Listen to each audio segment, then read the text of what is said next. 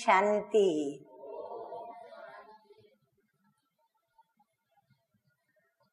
इस विश्व चक्र के अंदर प्रभु ने, ईश्वर ने इतनी विविधताएं रखी हैं और उन विविधताओं की अपनी अपनी अनेक विशेषताएं हैं। और इस विविध चक्र के अंदर मनुष्य आत्माएं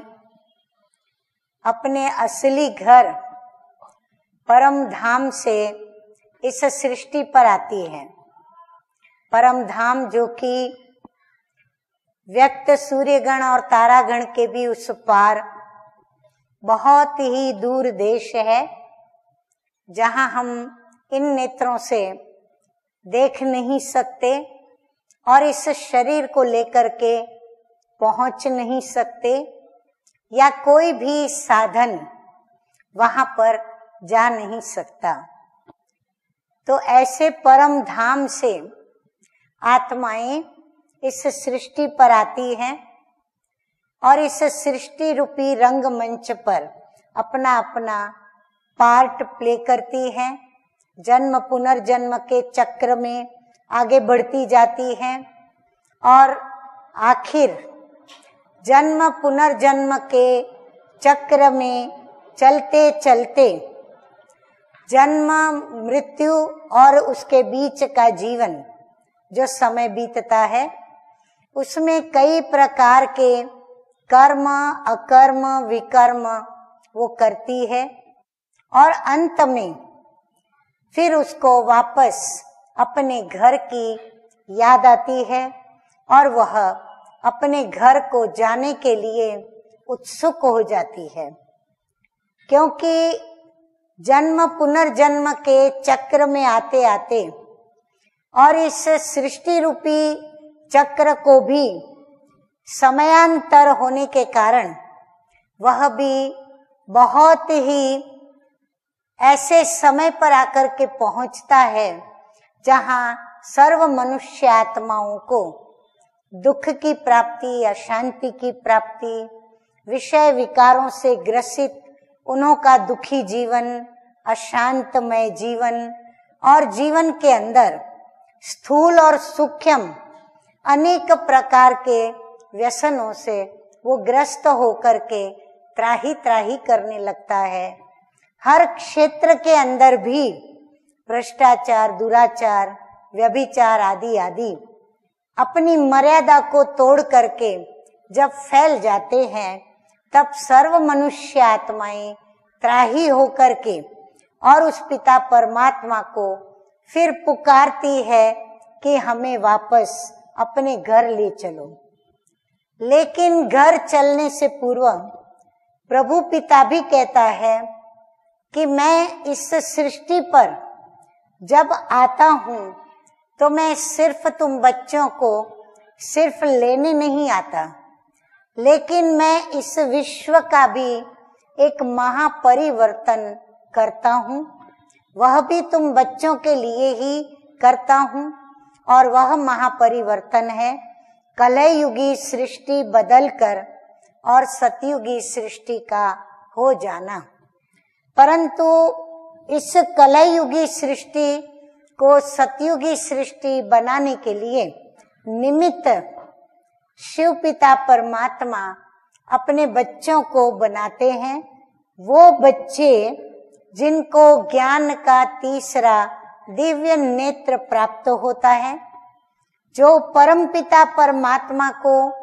यथार्थ रीति से जानते हैं, अपनी रचना के आदि मध्य अंत को भी जान करके, और जो आस्तिक बनते हैं सच्चे अर्थ में, ऐसे आस्तिक बच्चों की मदद लेकर के, उनका सहयोग लेकर के, और फिर परमपिता परमात्मा इस पतित सृष्टि को पावन बनाते हैं। अब परमपिता परमात्मा जिस समय इस सृष्टि पर आते हैं तो स्वाभाविक है कि वो ऊंचे ते ऊंचा है, वो परम पवित्र है, वो सबसे न्यारा है, तो वो जिस समय इस सृष्टि पर आएंगे तो उस समय का भी महत्व हो जाता है, और उस समय को न कलयुग कहा जाता, न सतयुग कहा जाता, न कलयुग पुरानी दुनिया कही जाती, न सतयुगी नई सृष्टि कही जाती, न पतित सृष्टि और ना ही पावन सृष्टि। लेकिन इन दोनों के बीच का समय यानी संधि काल, जिसको संगम का समय कहते हैं, ऐसे संधि काल में, संधि के समय अर्थात कलयुग को जाना और सतयुग को आना, उसके बीच का समय, तो परमपिता परमात्मा ऐसे संगम युग पर आकर के फिर से मनुष्य आत्माओं को पुरुषों में उत्तम पुरुषोत्तम बनाते हैं। शास्त्रों में गायन है कि पुरुष माना आत्मा, तो पुरुष आत्मा को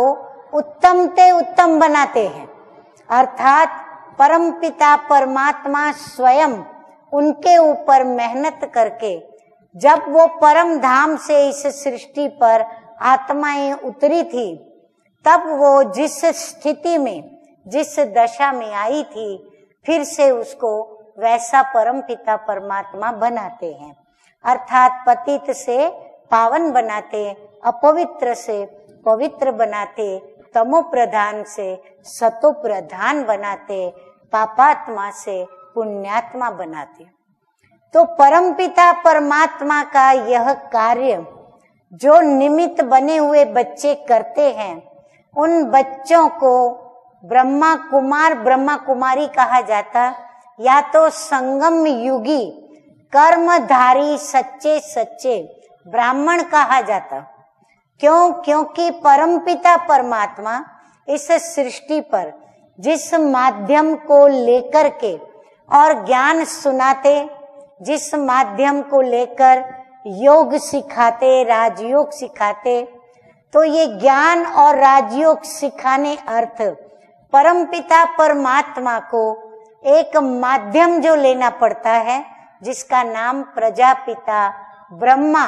स्वयं परमपिता परमात्मा रखते हैं। क्यों रखते हैं?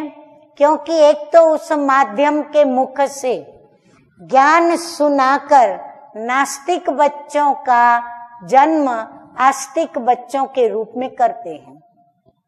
उनको दत्तक लेते हैं, उनको अपना बच्चा और अपनी बच्ची बनाते हैं। तो जो बच्चे नास्तिक से आस्तिक बनते, जो बच्चे अज्ञानी से ज्ञानी बनते, जो बच्चे प्रभु को पहचान कर, प्रभु की रचना के आदि मध्य अंत को पहचान कर जो प्रभु के बच्चे बनते, तो प्रभु उनको अपना दत्तक पुत्र बनाता, और वह दत्तक पुत्र कहलाते हैं ब्राह्मण। ब्राह्मण वह ब्राह्मण, जिस्मानी ब्राह्मण नहीं, लेकिन ये रूहानी ब्राह्मण जो सही अर्थ में द्विज कहलाते हैं। अर्थात ब्राह्मण का 2 बार जन्म होता है, एक जिस्मानी जन्म, वो तो हर एक का होता, तो ये परमपिता परमात्मा आकर के दूसरा जन्म उनका करते हैं प्रजापिता ब्रह्मा के द्वारा, तो वो द्विज कहलाते हैं। और ऐसे ब्राह्मण जो नामधारी नहीं परंतु कर्मधारी, अर्थात जो ईश्वर के मुखारविंद से महावाक्य उच्चारण होते हैं, अर्थात भगवानुवाच जो महावाक्य उच्चारण होते हैं, उन महावाक्यों को जीवन में ग्रहण करने वाले, जीवन में लाने वाले, जीवन में धारणा करने वाले बच्चे, उनको कहा जाता है ब्राह्मण। और वो ब्राह्मण बच्चे मिलजुल करके स्नेह, प्यार और एकता, इन तीनों बातों का सहारा लेते हुए और उस परम पिता परमात्मा की श्रीमत पर इस पुरानी दुनिया को नई दुनिया बनाते हैं। तो जीवन के अंदर ये 3 बातें अति आवश्यक होती हैं, चाहे एक लौकिक परिवार में हो, चाहे अलौकिक परिवार में हो, चाहे समाज में हो, चाहे समाज की व्यवस्था या राज्य व्यवस्था संभालने के निमित्त कोई राजकीय क्षेत्र में हो, सामाजिक क्षेत्र में हो, शासन के क्षेत्र में हो, या शिक्षा के क्षेत्र में हो, या कोई भी क्षेत्र में हो, परंतु जिस भी क्षेत्र में हो, हमें प्यार, सहयोग और एकता, इन तीनों चीजों को साथ में रखते हुए हर कार्य को करना होता है। हर व्यवस्था को या हर संचालन को करना होता है। जो इन तीनों बातों का सहारा लेकर के या इन तीनों बातों की धारणा लेकर या इन तीनों ही बातों को अपने जीवन का संस्कार बनाकर जो चलते हैं, उनके जीवन के अंदर स्वयं तो सुख, शांति, आनंद, प्रेम, पवित्रता को तो प्राप्त होते ही है। उनके जीवन में कोई लड़ाई झगड़ा नहीं होता, उनके जीवन में कोई दुख नहीं होता, उनके जीवन में कोई अशांति नहीं आती, उनके जीवन में कोई विघ्न नहीं आता। तो निर्विघ्न बनने के लिए सबसे बड़े साधन ये प्यार, सहयोग और एकता, ये बहुत मदद करता है। यदि कोई परिवार के अंदर घर घर में आज हम देखते हैं कि लड़ाई है, झगड़ा है, दुख है, अशांति है, तू है, मैं है, कई प्रकार की खिटपिटे हैं, कई प्रकार के परिवार के सदस्यों के द्वारा उनके स्वभाव और संस्कारों का विघ्न आते हैं। जो विघ्न परिवार को सुखमय, शांतिमय, जिसे स्वर्ग कहा जाए, ऐसे स्वर्ग का वातावरण बनने नहीं देते, या यदि बना हुआ है तो वो सदा बना हुआ रहे, ऐसा करने नहीं देते। क्योंकि जो प्यार किया जाता है वो स्वार्थ से भरा हुआ, जो प्यार होता है वो देह पर आधारित होता है, और उस प्यार के अंदर वो स्वच्छता नहीं, वो पवित्रता नहीं, वह प्यार के अंदर वो सच्चाई नहीं, जिसके कारण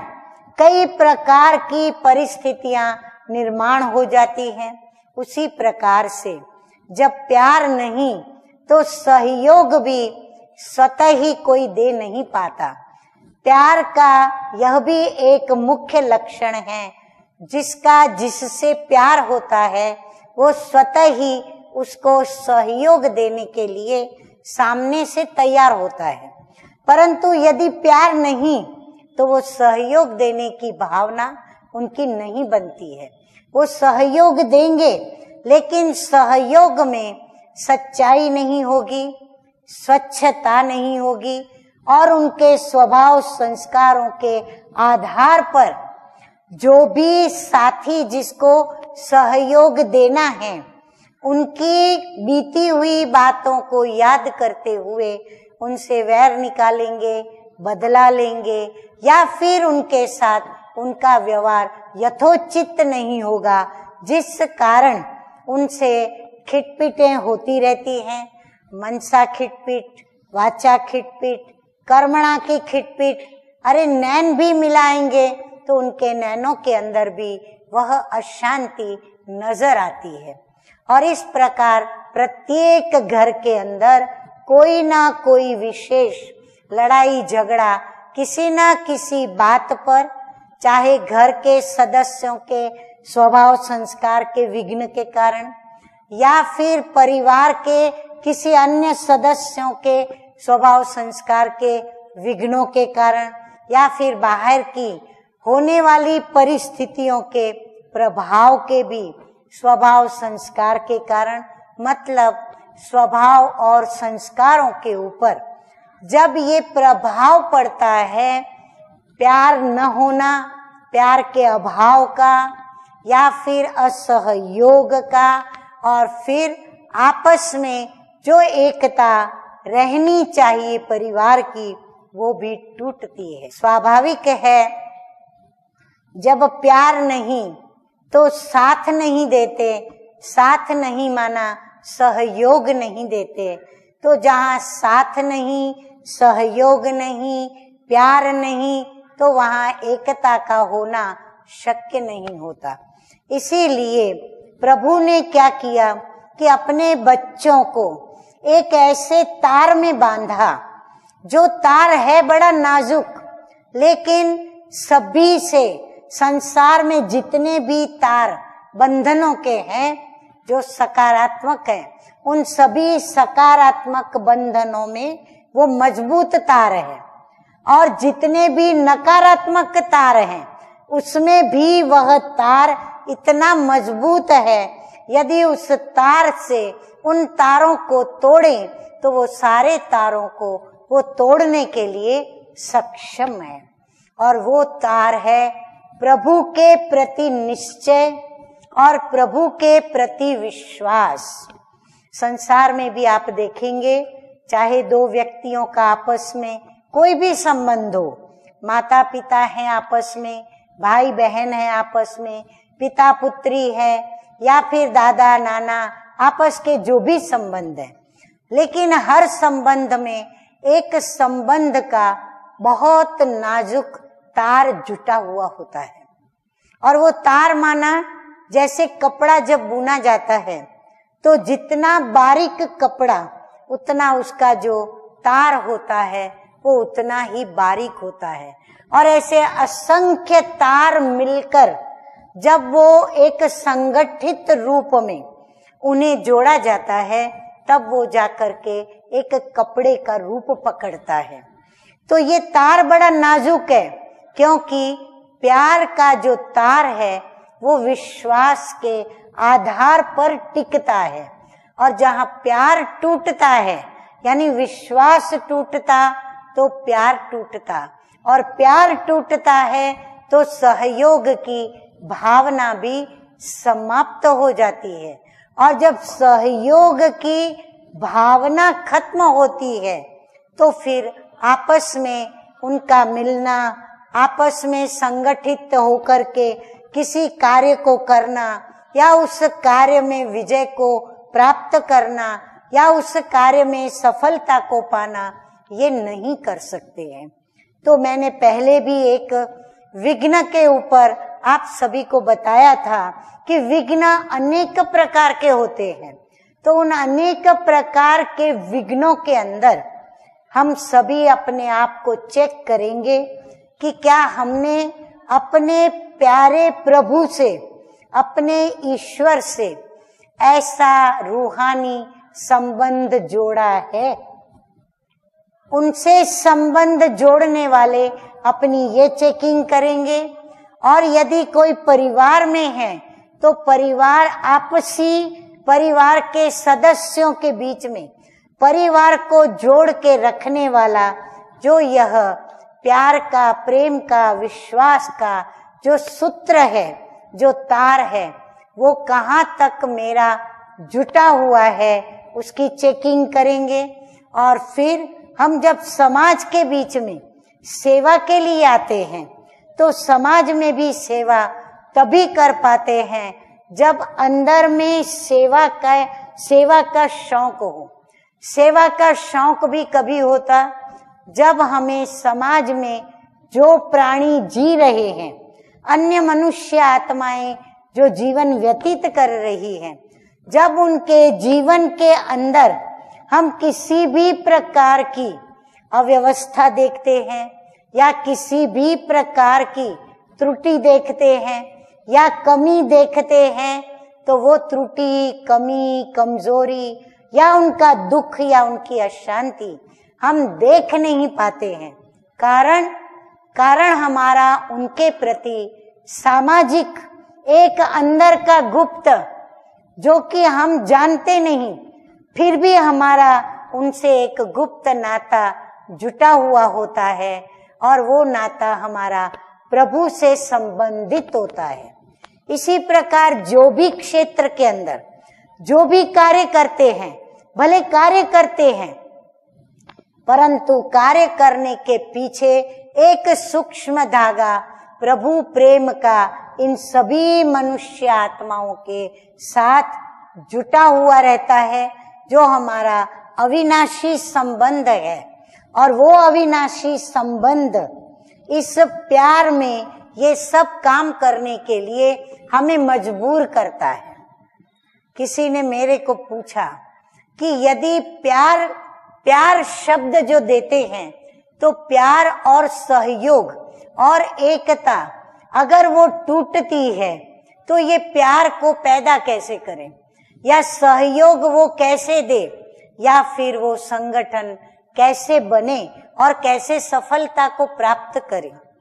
तो प्यार को पैदा किया नहीं जाता। आप सभी अच्छी तरह जानते हैं प्यार हो जाने वाली चीज है, परंतु हाँ, हमें परम प्रिय परमपिता परमात्मा वो हो जाने वाला प्यार भी सिखलाते हैं, क्योंकि हम उस प्यार को खो चुके हैं,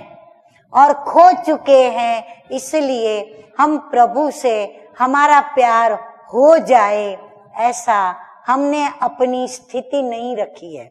हमने वो नाजुक धागा इस कदर तोड़ के एक बाजू रख दिया है जो वो धागा मिलता नहीं, और यदि वो धागा किसी को मिला है तो उलझा हुआ मिला है, जिसको वो कभी सुलझा नहीं पाए हैं। तो परम प्रिय परम पिता परमात्मा यही कहते हैं कि सर्वधर्मान परित्यज्य मामेकम शरणम व्रज। तू देह के साथ देह के सर्व संबंधों का बुद्धि से त्याग करके और तू मेरी शरण में आ जा। जब तू मेरी शरण में आ जाएगा तो तेरे अंदर ये सारी चीजें जो विस्मृत हो चुकी है, जो खो गई है, वो मैं सारी तेरे अंदर फिर से भर दूंगा, क्योंकि प्रभु ही एक सक्षम है हमारे अंदर फिर से वह रूहानी प्यार भरने के लिए, फिर से वो हमारे अंदर प्यार के आधार पर सहयोग देने की शक्ति भरने के लिए, और प्यार और सहयोग के साथ एकता के सूत्र में हम बंधे और सर्व को बांधकर हम वह कार्य, चाहे वो अपना व्यक्तिगत हो, चाहे परिवार का हो, समाज का हो, राज्य का हो, देश का हो, या फिर विश्व का हो, हम उस कार्य को करने में सक्षम होते हैं। जितनी सक्षमता हम अपने अंदर रूहानी प्यार की प्रभु को याद करके भरते हैं, जितना हम विशाल हृदय से अपना सब कुछ,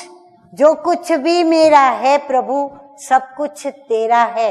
ऐसा उसको तेरा करके, मेरा सो तेरा, पर प्रभु का जो कुछ भी है वो प्रभु हमें देता ही है।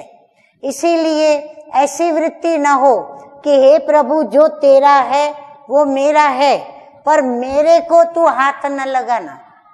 अगर ऐसी वृत्ति हमारी है तो हमें कभी भी यह प्यार, यह शक्ति, यह हमारे अंदर क्षमताएं आ नहीं सकती है। तो परम पिता परमात्मा इस संगम युग पर जो वर्तमान समय चल रहा है, कलह युग मनुष्य आत्माएं उसमें चल रही हैं, लेकिन जिन्होंने ज्ञान के दिव्य नेत्र को पाया है, जिन्होंने परमपिता परमात्मा जो रचता है उसको पहचाना है, रचयिता को जिसने जाना है, जो ऐसे ज्ञानी और आस्तिक बने हैं, उन बच्चों को प्रभु पुकार के कह रहा है कि मेरे मीठे लाडले बच्चे आओ, मेरे से योग लगाओ, मेरे से अपना तार जोड़ो, मेरे से अपना बंधन बांधो, और तुम मुझे याद करो तो मैं तुम्हें सर्व पापों से मुक्त भी कर दूंगा, और तुम्हारी जितनी भी विस्मृतियां हैं मैं उन सारी विस्मृतियों को मिटा करके तुम्हारी वह स्मृतियां जागृत करूंगा कि तुम बच्चे कौन थे, किसके थे, कहाँ से आए थे, कहाँ तुम्हें जाना था, तुम्हारी मंजिल क्या है, तुम्हारा घर कहाँ है। तुम जब यहाँ शरीर त्याग कर इस अंतिम जन्म की यात्रा को पूरा करोगे तो तुम वापस कहाँ चलोगे। तुम जो घर को याद कर रहे हो तो मैं तुम्हें उस घर में जो तुम्हारा असली अपना घर है, मैं तुम्हें अपने घर साथ में ले चलूंगा। तो परम पिता परमात्मा ज्योतिर्बिंदु शिव पिता सृष्टि पर फिर से इस संगम युग पर वर्तमान आए हैं और आकर के हम बच्चों की स्मृतियों को जगाकर, हमें सक्षम बनाकर, शक्तिशाली बनाकर, और हम बच्चों को सबको एक साथ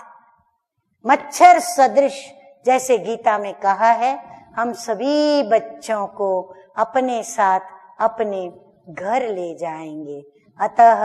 अब घर चलने की तैयारी करनी है। तो घर से हम जैसे सतो प्रधान पावन पवित्र आए थे, हम फिर से अपनी आत्मा को ऐसा ही सतो प्रधान, पवित्र, स्वच्छ और ऐसी सुंदर बनाएं जो हम कहला सकें कि हम सत्यम शिवम सुंदरम के पुत्र, मास्टर सत्यम शिवम सुंदरम ज्योति बिंदु पावन पवित्र आत्मा है। बस यही स्मृति को बार बार अंदर में लाएं कि मैं परमपिता परमात्मा की संतान, ज्योति बिंदु की संतान, ज्योति बिंदु आत्मा हूँ। परम पवित्र की संतान मैं पवित्र आत्मा हूँ, मैं सतो प्रधान हूँ। और मुझे अब अपने पिता के पास, पिता के साथ अपने असली घर में जाने की तैयारी करनी है, पुरुषार्थ करना है। अतः मैं प्यार, सहयोग और एकता का सभी को सहयोग दूं, सभी को प्यार दूं, सभी को सहयोग दूं और सभी को मैं जोड़ते हुए आगे बढ़ूं। ओम शांति।